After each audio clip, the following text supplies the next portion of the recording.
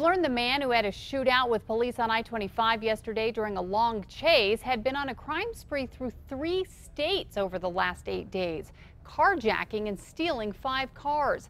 His last victims would be the owner and employees of a small store along I-25 north of Santa Fe, who thought they were going to die.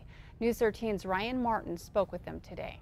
When Glenn Post heard screaming at his store, he figured there was just a typical fight going on. I thought it was a domestic. I thought I was going to same old, same old.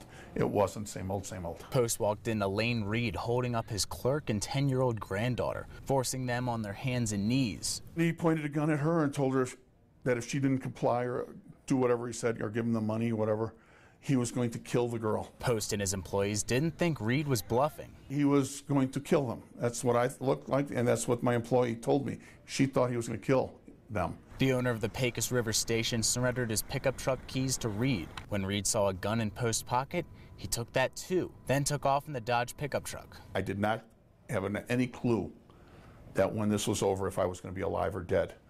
But my main concern was getting him off my property as soon as possible. That truck would end up with at least a dozen bullet holes in it after police say Reed started a shootout with them during a chase on I-25 north of Bernalillo. Relief. I was wishing they'd killed him, but he terrorized a 10-year-old girl and her grandmother. People like that don't deserve to live. Ryan Martin, KRQE, News 13. No one was hurt in the shootout with police. Now, according to arrest warrants, Reed started his crime spree on July 16th in Bent Brook, Texas, with a carjacking. 2 days later, on July 18th, he's accused of carjacking 2 people within 5 minutes of each other at a Fort Worth gas station.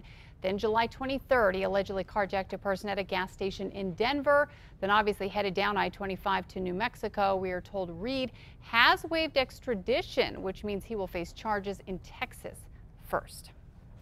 A ramp up in the storms. Here's meteorologist